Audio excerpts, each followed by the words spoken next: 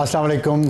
Programme में खुश आमदीद। और मैं अभी देख रहा था इश्तिहार एक न्यू यॉर्क टाइम्स में आज शाया हुआ है जिस पे बात करेंगे, लेकिन सबसे पहले आज की अहम खबर कि ईरानी सदर के एजाज़ में इस्तकबालिया तकरीब हुई है।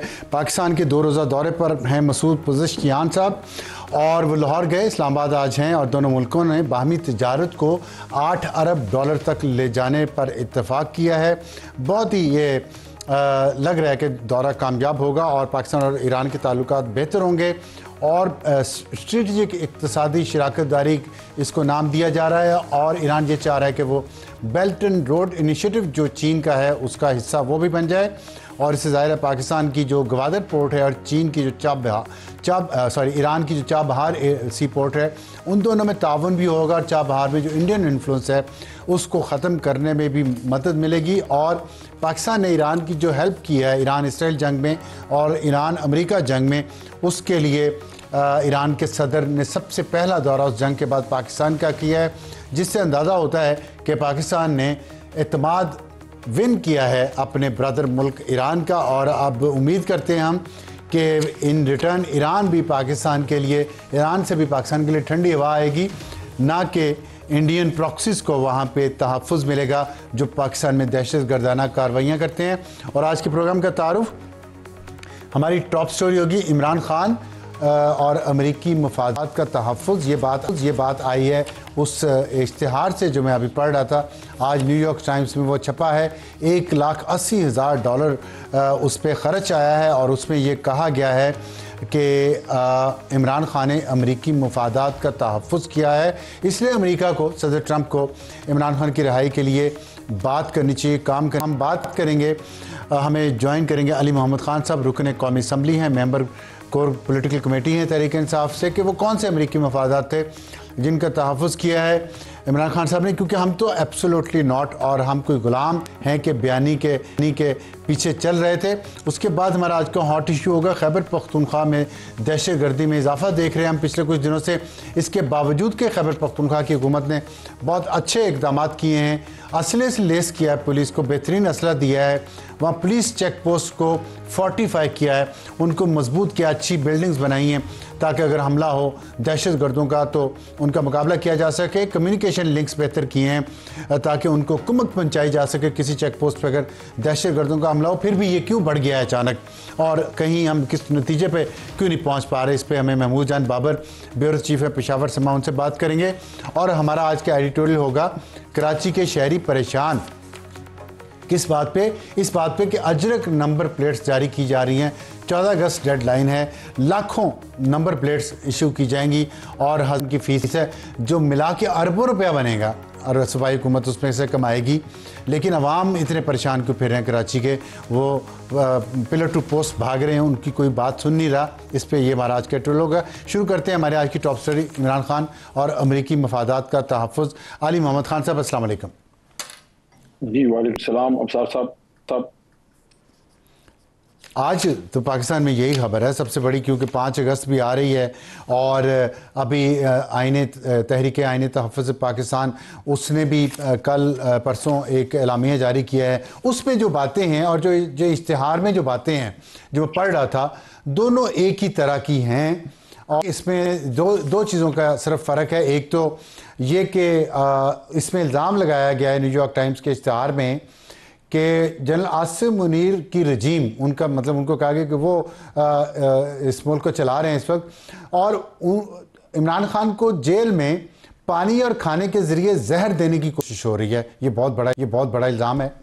दूसरी बात उन्होंने की है कि इमरान खान की मदद करनी चाहिए अमेरिका को, सदर ट्रंप को, क्योंकि इमरान खान ने अमेरिकी मफादात का तहफ़्फ़ुज़ किया है।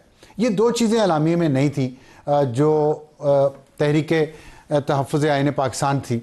तो ये क्या हम समझें कि कोई नेशनल और इंटरनेशनल लेवल पे मिल के किसी प्लानिंग के साथ अगस्त 5 के लिए मोमेंटम बनाया जा रहा है, इतने लाखों डॉलर खर्च किए जा रहे हैं और पाकिस्तान की बेटरमेंट के नाम पे, क्या ये मुनासिब है, दुरुस्त है? बहुत लंबा सवाल कर दिया आपने अब्सार साहब, बहुत शुक्रिया। बिस्मिल्लाहिर्रहमानिर्रहीम। आपसे मोहब्बत है इसलिए।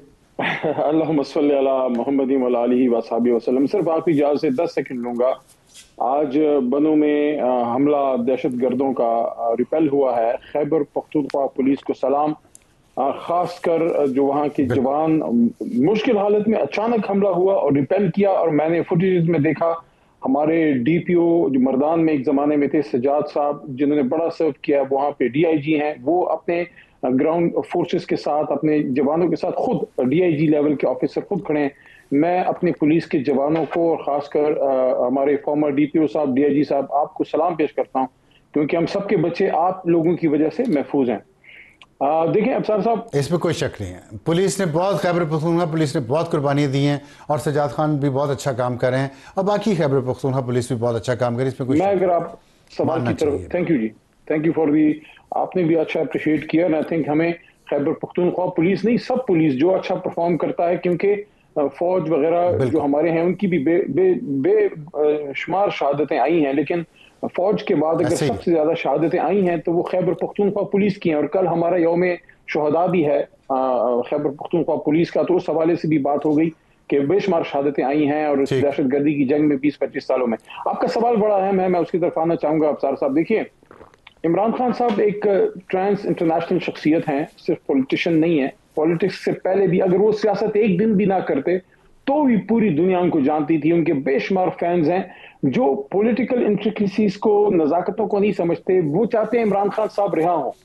اب یہ جو کوئی اشتہار ہے, مجھے نہیں پتا یہ کس نے چھاپا ہے, لیکن ظاہر بڑے اخبار میں چھپا ہے اور آسانی سے اس طرح نہیں چھپتا. لوگوں سے محبت کرتے ہیں, ان کے نام پہ چندہ کر کے ان کے لیے کوشش کر رہے ہیں کہ خان صاحب ریلیز ہوں.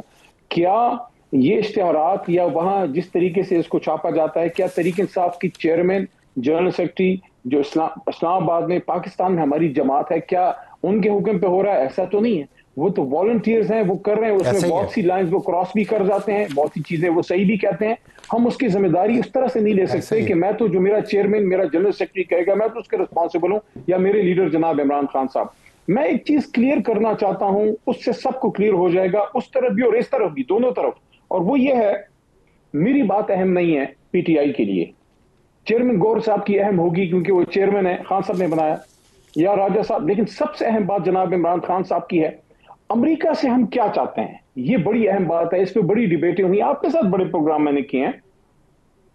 دیکھیں, جو ان سا شخص جو بات کرتا ہے میں اس کا رسپانسبل نہیں ہوں, میں اپنے لیڈر عمران خان کا رسپانسبل ہوں. اور گائیڈ لائن انہوں نے پالیسی لائن دے دی ہے.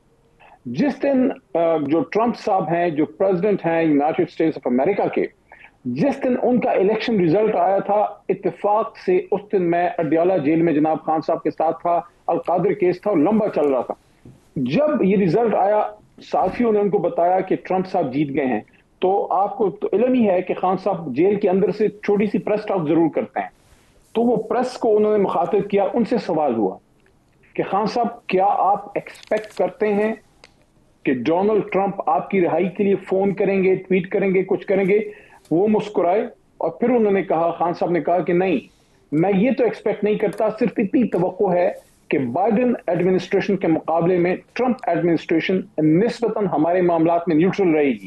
تو بطور جماعت ہم اس کی توقع نہیں کرتے عمران خان صاحب کی پالیسی گائیڈ لائن کی روشنی میں کہ ٹرمپ صاحب کے ہم امید میں بیٹھے ہیں کہ وہ ہمیں رہا کریں گے. نہیں, ہم پازیٹیو یا نیگیٹو کسی انٹرفیئرنس کے حق میں نہیں ہیں. ہم سمجھتے ہیں اپنی جدوجہد سے اپنے ملک کے اندر جیسے بھی حالات ہیں, عدالتیں کی جو حالت آپ کے سامنے ہے, میڈیا کی حالت آپ کے سامنے ہے, پالیٹکس کی حالت آپ کے سامنے ہے, نہ احتجاج کر سکتے ہیں, نہ کیس سنا جاتا ہے, لیکن اس کے باوجود ہم اپنے ملک میں اپنی محنت اور اللہ کی مدد سے اپنے لیڈر کو انشاءاللہ رہا کریں گے.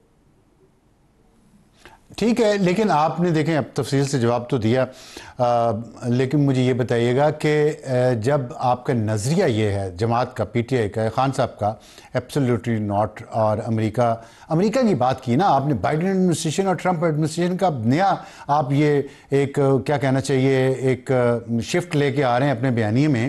بات تو امریکہ کی ہوئی ہے شروع میں کہ امریکہ نے جی ہمارے حکومت کو گرایا ہے اور امریکہ ایسا ہے اور امریکہ کی ہم نے غلامی نہیں کرنی. تو یا تو پھر ہم آپ کو چاہیے کہ کھل کے عوام کو بتائیں کہ ہم نے بائیڈن کی غلامی نہیں کرنی, ٹرمپ کی غلامی کرنی ہے. کم از کم سچ تو بتائیں عوام کو. نہیں ابصار صاحب, شاید میں سمجھا نہیں پایا یا آپ سمجھ نہ پائے. دیکھیں, ہم سادہ ہوں نا, بالکل کلیئر ہیں.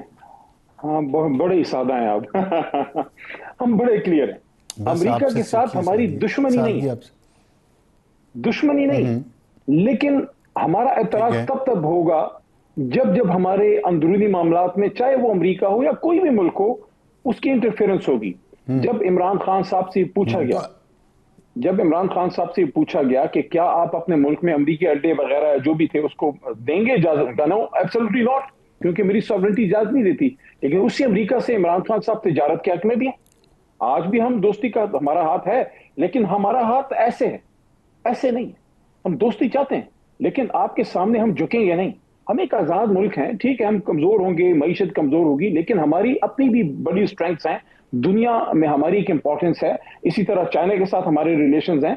तो ये कहना कि जनाब कोई ट्रंप की क्या गुलामी, इमरान खान साहब ने जब कह दिया कि हमने तवक्को ही नहीं है कि हमें कोई इधर से हुक्म आएगा किसी को, या आना भी नहीं चाहिए, आना भी नहीं चाहिए। हम अपने मुल्क में ऐसे ना कहें। देखें, अभी पियर्स मॉर्गन को जो सलमान खान और कासिम खान ने इंटरव्यू दिया है, उसमें उन्होंने बहुत वाज़ेह तौर पे कहा है कि हम समझते हैं कि सिर्फ सदर ट्रंप जो है वो पाकिस्तान की इस्टेब्लिशमेंट पर दबाव डाल के इमरान खान को रिहा करवा सकते हैं। आज जो इश्तिहार आया है उसमें भी direct attack field marshal Asim Munir पे है और किसी पे नहीं है, फौज पे अटैक है। और फिर ये डायस्पोरा, अमेरिकन पाकिस्तानी डायस्पोरा वहाँ पे जो है, उन्होंने पहले फंड किया कांग्रेसमैन को जिन्होंने ह्यूमन राइट्स की एक करारदाद पास करवाई। अब उन्होंने ही ये सारा कुछ इश्तिहार की भी फंडिंग की है और इस दावे पे किया कि पाकिस्तान की बेहतरी हम चाहते हैं। तो इस तरह पाकिस्तान के बारे में इश्तिहारात लगवाना, दबाव डलवाना है एडमिनिस्ट्रेशन से पाकिस्तान पे, आप नहीं समझते कि अगर कोई और सियासी जमात ये कर रही होती और इमरान खान वज़ीर-ए-आज़म होते तो आपको ये मुनासिब लगता?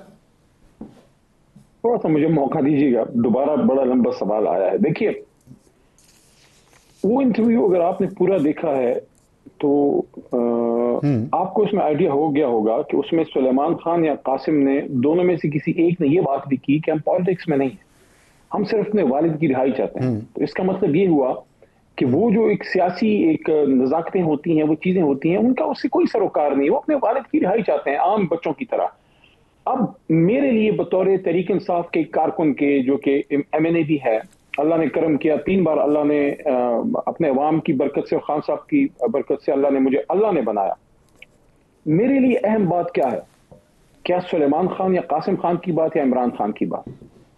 सुलेमान खान और कासिम खान की बात इतनी अहम है इस हद तक कि वो अपने वालिद की रिहाई के लिए जो उनको लग रहा है सही वो कर रहे हैं। लेकिन मेरे लिए, मेरी जमात के लिए और मेरी कौम के लिए गाइडलाइन जो है वो साबिक वज़ीर आज़म जनाब इमरान खान साहब की पॉलिसी गाइडलाइन है। और पॉलिसी गाइडलाइन ये है कि हम अपने मुल्क के फैसले अपने मुल्क में करेंगे, हम अपनी आज़ादी के लिए अपने मुल्क में जदोजहद कर रहे हैं। हमारे ओवरसीज अगर जो भी कोशिशें करें हम उनको सराहते हैं, क्योंकि उनको दर्द है इमरान खान और पाकिस्तान का, लेकिन हम उनके किए हुए कामों के पाबंद नहीं है, क्योंकि हम हमारी जमात के और इमरान खान साहब की गाइडलाइंस के जो है वो पाबंद है। और इमरान खान साहब की गाइडलाइन क्या है? देखें, आपने अपने इस प्रोग्राम की इब्तिदा में बड़ी अहम बात की थी, उसका जवाब बड़ा जरूरी है। आपने कहा कि शायद किसी अमरीकी मफादात का तहफ़्फ़ुज़ हुआ, उसमें जो आपने कहा कि लिखा हुआ है, क्या अमरीकी मफादात का तहफ़्फ़ुज़ इमरान खान साहब ने किया है? इमरान खान साहब जब वज़ीर आज़म थे, हमें तो नहीं पता।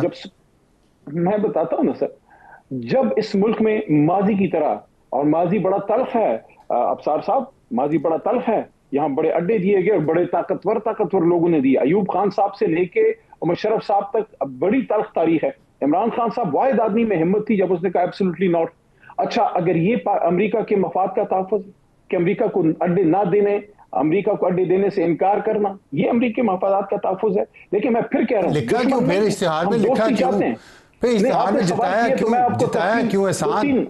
वो तो उनसे पूछें, मेरी जमात का कोई चेयरमैन तो नहीं है जो ओवरसीज पाकिस्तानी है, उसकी स्पिरिट नहीं, आपके वो पार्टी के लोग हैं, फंडिंग करते हैं, चंदे देते हैं आपको। 2-3 नुकात और अफसार साहब, मुझे प्लीज 2-3 नुकात और।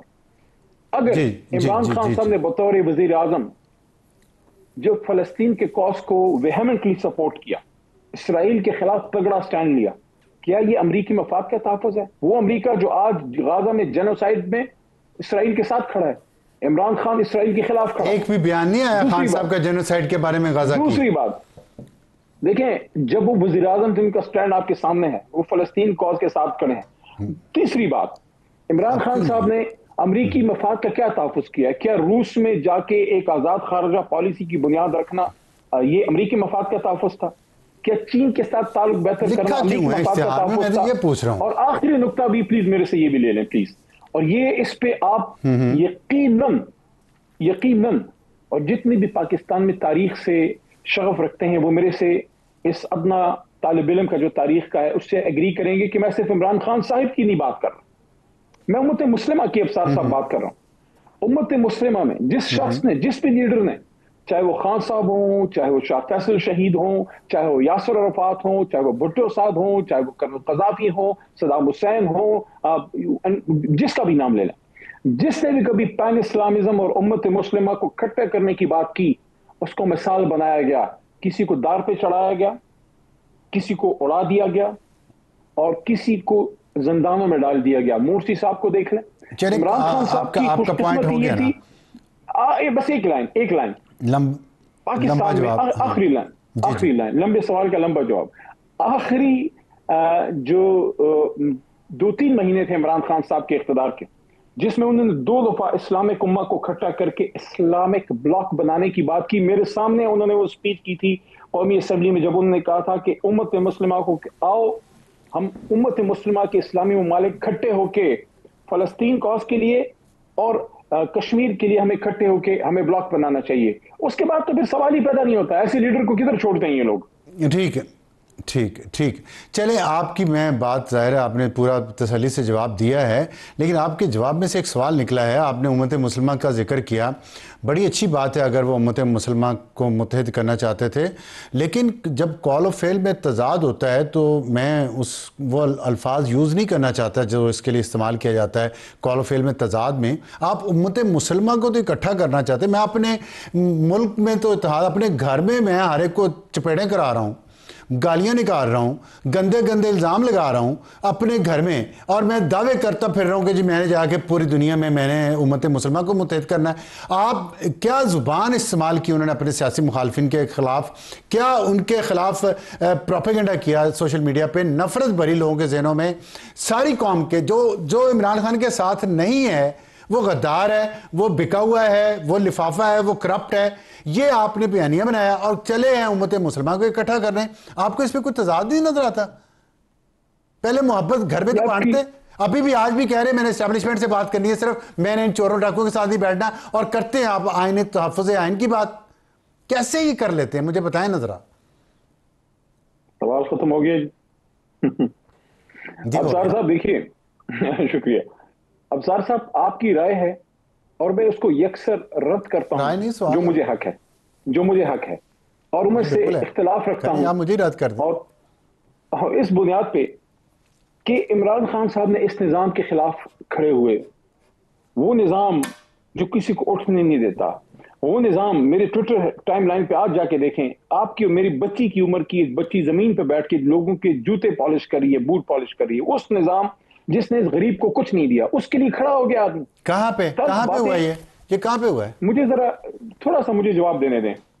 13 سال میں آپ حکومت خیبر پختونخوا میں وہاں خیبر پختونخوا میں کیا یہ سارا مسائل ختم ہو گئے ہیں؟ آپ کا سوال بڑا لمبا ہے, کے ساتھ 13 سال خیبر پختونخوا کی نہیں سوال نہیں ہے, مطلب جی پلیز مجھے جواب دینے کا حق ہے. مہربانی. میں نے کب کہا کہ خیبر پختونخوا میں آئیڈیل ماحول ہے, بہتری کی کوشش کر رہے ہیں. میرا جواب دیکھیے, میرے جواب کی اسپرٹ یہ ہے کہ وہ آدمی کھڑا ہو گیا نظام کے خلاف, وہ نظام کے خلاف جو آپ کا اور ہمارے بچوں کا خون نچوڑ رہا ہے, اس کے خلاف جب آپ کھڑے ہوں گے, ظلم کے خلاف کھڑے ہوں گے, کرپشن کے خلاف کھڑے ہوں گے, جس طرح کا سٹیٹس کو ہے, تو آپ نے کوئی اقبال کی شاعری تھوڑی کرنی ہے, آپ نے سخت باتیں کرنی ہے. میں گالن گلوچ کی بات نہیں کر رہا, میں کہہ رہا ہوں سخت بات ہو جاتی ہے, ہوتی ہے. لیکن ایک بات مجھے ابصار صاحب بتائیے گا, اگر اس ملک کا بس ایک بات, لیکن آپ کا سوال بڑا لمبا تھا, اگر اس ملک میں جمہوریت ہے تو وہ کہتے ہیں زبان خلق کو نقار خدا سمجھو, تو پھر 75-80% اور بعض جگہوں پہ 90% قوم اس آدمی کے ساتھ کیوں کھڑی ہے جس کا نام عمران خان ہے؟ اگر وہ اتنے خراب ہے اور اتنا ہی وہ غلط ہے, قوم پھر کیوں اس کے ساتھ کھڑی ہے, کیوں اس کو ووٹ دے رہی ہے؟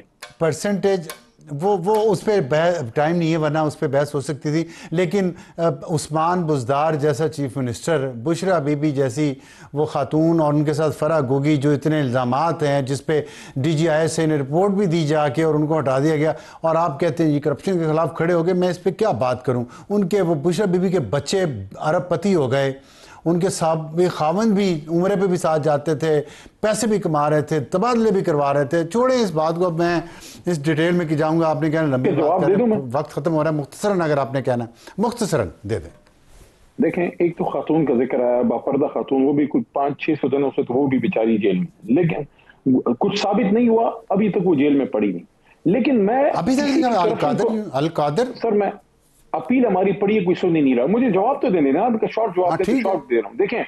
دیکھیں بشرا بی بی صاحبہ یا جو سابق ہمارے وزیر اعلیٰ تھے بزدار صاحب، یا کوئی بھی شخص اگر کسی نے کرپشن کی ہے تو عدالتیں ہیں، آپ کیسے کریں، لیکن کیسے پھر رات کے 2 بجے نہ چلائیں. اس کو بھی کنڈیم کریں نا، جو 2-3 بجے کیسے جو فیصلے آئے ہیں، جو عمر ایوب خان صاحب، جو زرداد گل وزیر صاحبہ، یہ جو شبلی فراز صاحب، حامد رضا صاحب کے خلاف جو فیصلے ہیں 2-3 بجے تک. اس طرح تو نیورم برگ ٹرائلز بھی نہیں ہوئے جناب افسر عالم صاحب. دوسری جنگ عظیم کے بعد جس طرح ادھر اس ملک میں ہو رہا ہے کہ رات کے 2-3 بجے، بطور وکیل میں شرمسار ہوں کہ ہماری عدالتوں کا کیا سے کیا بنا دیا ہے.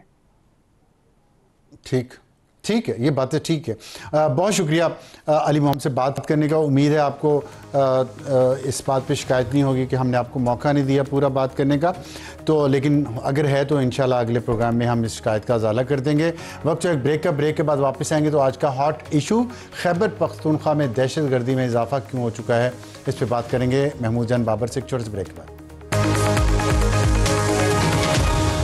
پروگرام میں دوبارہ خوش آمدید. وقت ہوا ہمارا آج کے ہاٹ ایشو کا. خیبر پختونخوا دہشت گردی میں اضافہ کیوں ہو چکا ہے. رواں سال 476 دہشت گردی کے واقعات ہو چکے ہیں، جس میں 121 شہری شہید اور 301 زخمی ہوئے ہیں. شمالی وزیرستان، بنو، لکی مروت اور ڈی آئی خان دہشت گردی سے سب سے زیادہ متاثرہ اضلاع ہیں، اور شمالی وزیرستان میں 70، بنو میں 74، لکی مروت میں 48، ڈی آئی خان میں 44 دہشت گردی کے واقعات پیش آئے، جس میں قانون نافذ کرنے والے اداروں کے اہلکار بھی نشانہ بنے. اور یہ جو ہے، یہ ہم آپ کو پچھلے صرف 7 مہینوں کی رپورٹ آپ کو بتا رہے ہیں، جس پہ پولیس کے 66 اہلکار شہید ہوئے، 90 زخمی ہوئے، ایف سی کے 48 اہلکار شہید ہوئے، 109 زخمی ہوئے، فورسز کے دیگر 55 اہلکار شہید ہوئے، 112 زخمی ہوئے. اور یہ اتنی قربانیاں پاکستان مسلسل دے رہا. پاکستان کی آرمڈ فورسز، پاکستان کی خیبر پختونخوا کی پولیس، ایف سی اور دوسرے ادارے دے رہے ہیں. اس کے باوجود دہشت گردی رکنے میں نہیں آ رہی. اس پہ بات کریں گے ہم محمود جان بابر صاحب سے، بیورو چیف ہیں پشاور سما کے. محمود صاحب، آپ نے سنا جو میں نے بات کی ہے، یہ بتائیے گا کیا وجہ ہے کہ یہ افغان طالبان یا ٹی ٹی پی کے جو لوگ ہیں، یہ اچانک اتنے زیادہ کیوں آ گئے ہیں پاکستان کے اندر، اور اس کے پیچھے کن کی سپورٹ کن کی حاصل ہے ان کو؟ جی شکریہ سر. آپ کو معلوم ہے سر کہ افغانستان میں افغان طالبان جو ہیں، ان کی انتظامیہ کوشش کر رہی ہے کہ وہ پوری دنیا کو یہ باور کرا سکیں کہ وہ تو وہاں پہ ترقی کر رہے ہیں، اور پوری دنیا آ کے ان کے ساتھ وہاں پہ پروجیکٹس کر رہی ہے. لیکن ان کے پاس جو وہاں پہ فارغ بیٹھ گئے تھے، وہ لوگ جو کہ ان کے ساتھ لڑائی میں پہلے شامل تھے اور انہوں نے امریکہ کے خلاف ان کے ساتھ جنگ کی تھی اور یہ باقی سارے معاملات، تو وہ لوگ فارغ ہو گئے ہیں. تو وہ سارے فارغ جو ہیں، تو ان کا خصوصاً پاکستان کے جو ٹی ٹی پی کے جو طالبان وغیرہ تھے اور باقی گروپوں کے، انہوں نے یہ سوچا کہ اب افغانستان میں فارغ بیٹھنے سے بہتر ہے کہ اپنا واپس پاکستان جایا جائے اور اپنے اپنے علاقوں کو ٹیک اوور کریں. تو یہی سلسلہ باجوڑ میں بھی نظر آتا ہے، یہی سلسلہ تیرا میں بھی نظر آتا ہے، اور یہ جو آپ نے کہا ہے کہ انہوں نے سوچا کہ اب امریکہ سے تو لڑائی نہیں ہو رہی، ہم واپس جائیں، اپنے اپنے علاقوں کو ٹیک اوور کریں. یہ جہاد کے نام پہ کر رہے ہیں. اسلام میں چلیں، امریکہ کے ساتھ آپ جہاد کر رہے تھے. اسلام میں کہاں لکھا ہے کہ اسلامک ریپبلک آف پاکستان، جس نے آپ پہ احسان بھی کیا ہو، پناہ دی ہو، کھانا پینا دیا ہو، پیسہ دیا ہو، اسلحہ دیا ہو، ٹریننگ دی ہو، آپ کے بیوی بچوں کو یہاں پہ پالا ہو، ان کو اسکول کالج ہر طرح کی فیسلٹیز دی ہوں، اپنے محسنوں کو کون پڑھتا ہے؟ دیکھیں، میں آپ سے ایک سوال، بہت مشکل سوال ہے، پوچھنا چاہتا ہوں. اسلام کی بات بھی کرتے ہیں یہ لوگ، پختون ولی کی بات بھی کرتے ہیں. یہ محسن کشی پختون ولی میں ہے یا اسلام میں ہے کہ مسلمان کو مارے اور آپ کہیں کہ ہم جہاد کر رہے ہیں؟ وہ مسلمان جنہوں نے احسان کیے. اس سوال اس سوال کا جواب ہم جب بھی جو بھی ان سے ملتا ہے وہ ضرور ان سے مانگتے ہیں، تو وہ یہی جواب دیتے ہیں کہ ہم جو واپس آئے ہیں ہم تو پاکستانی ہیں، تو وہ اپنے ساتھ موجود جو افغان آتے ہیں تو ان کو وہ چھپانے کی کوشش کرتے ہیں، وہ چاہتے ہیں کہ ان کو کسی طریقے سے کیموفلیج کر کے ان کو ایک سائڈ پہ رکھا جائے، لیکن وہ پھر بھی نظر آ جاتے ہیں۔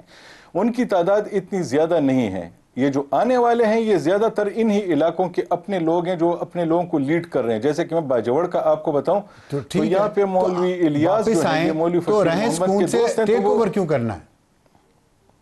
ریاست کے خلاف بغاوت کیوں کر رہی ہے؟ وہ یہ کہتے ہیں کہ ہم آج سے تو نہیں ہیں۔ ابھی باجوڑ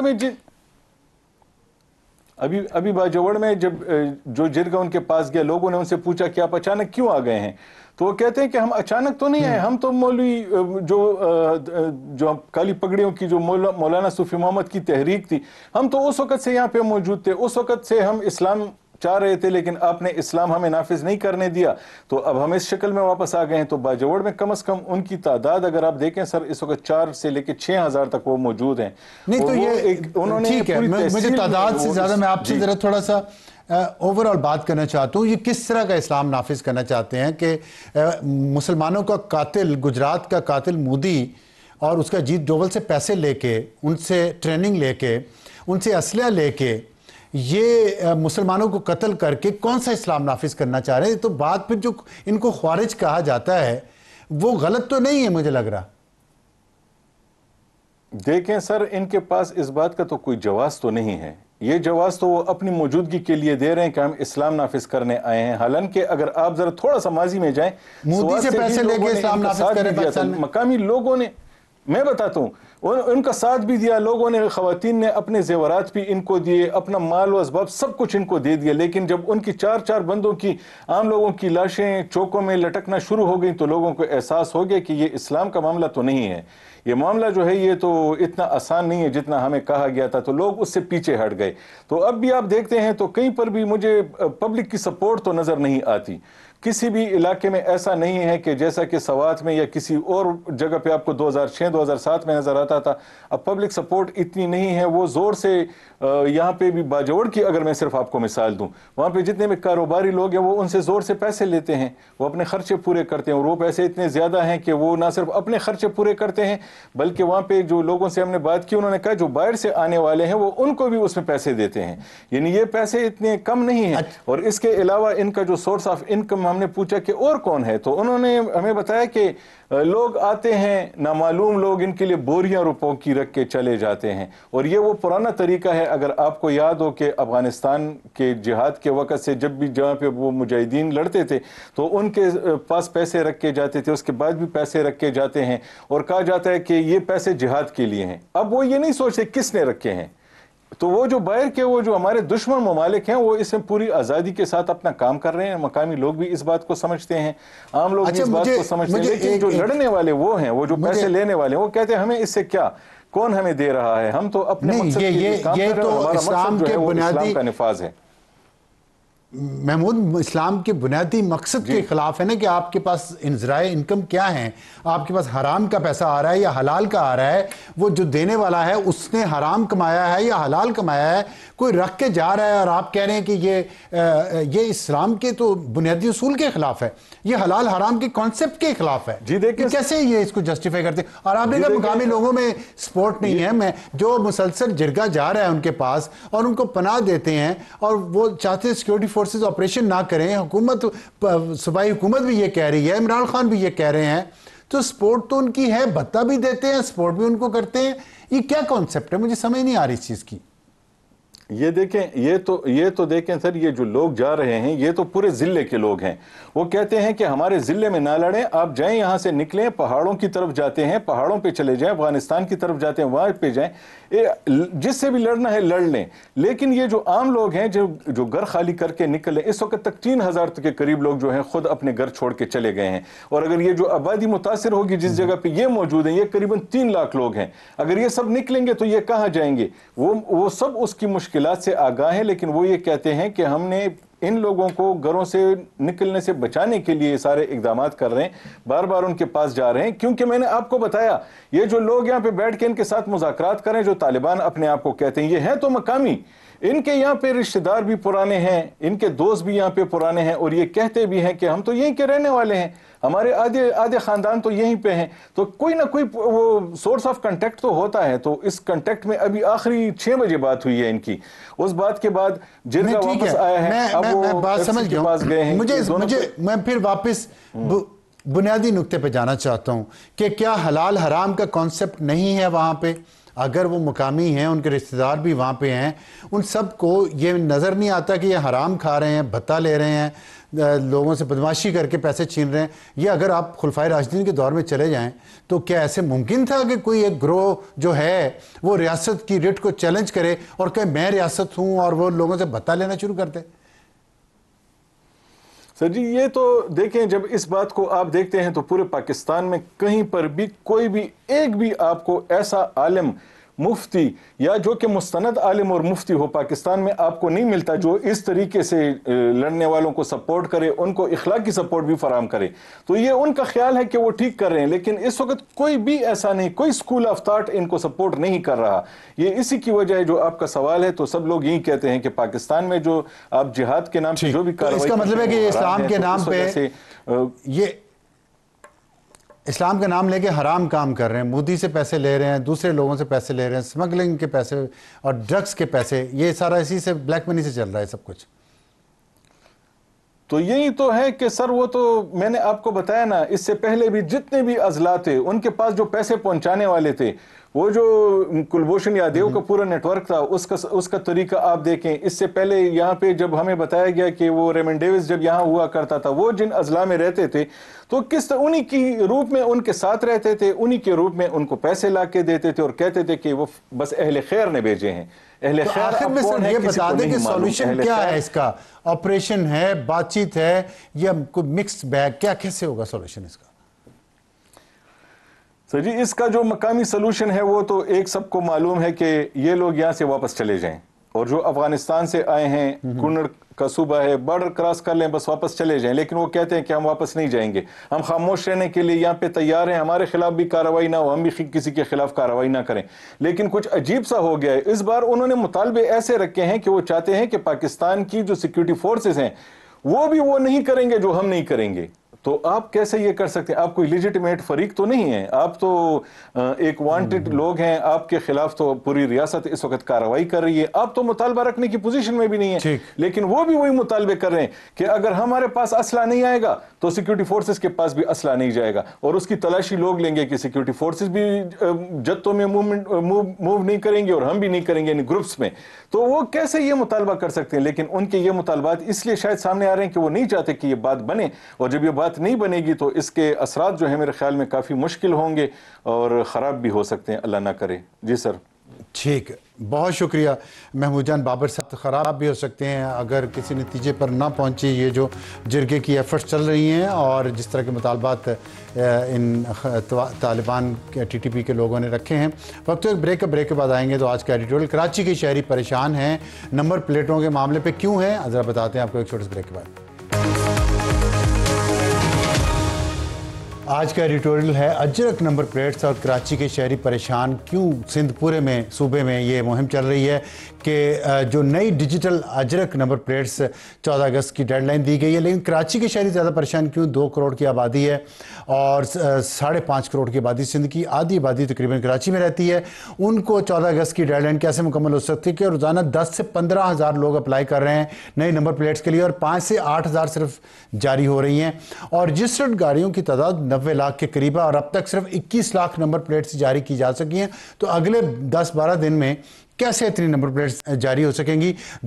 دفاتر میں لمبی قطاریں ہیں, محدود عملہ ہے, بد انتظامی سے لوگ پریشان ہیں, اور ظاہر پاکستان میں گورننس کا نظام تو تباہ ہو چکا ہے. سرکاری ادارے پیسے بنانے پہ لگے ہوئے ہیں اور عوام کو ٹکا برابر سہولت نہیں دیتے. آپ اس میں سے دیکھ لیں کہ یہ حکومت کا فیصلہ, پہلے نمبر پلیٹ جاری کی, اب دوبارہ نمبر پلیٹ جاری کی جا رہی ہے, اس کے بھی پیسے لیے جا رہے ہیں. موٹر سائیکل کے لیے 1850 روپے اور گاڑی کے لیے 2450 روپے, اور یہ بنتے کتنے؟ اگر 65 لاکھ موٹر سائیکل ہوں تو 12 ارب روپیہ صرف موٹر سائیکلوں سے کمایا جائے گا, اور اگر 25 لاکھ گاڑیاں ہوں تو 6 ارب روپیہ ان سے کمایا جائے گا. اتنا پیسہ کما کے حکومت اور پھر بھی سہولت یہ ہے کہ لوگ دھکے کھاتے پھرتے ہیں اور پھر چلان کروائیں گے پولیس سے، پولیس الگ سے بھتہ لے گی ان سے، وہ پیسے دے کے نمبر پلیٹس بھی لیں، لائنوں میں بھی لگیں، دھکے بھی کھائیں، اور جب نہ ملے تو پولیس کو رشوت دے کے گھر بھی پہنچے۔ کیا یہ انصاف ہے؟ نہیں ہے۔ اس پہ اور لوگوں کی آسانی کے لیے اپنی گورننس کو بہتر کریں۔ Good night.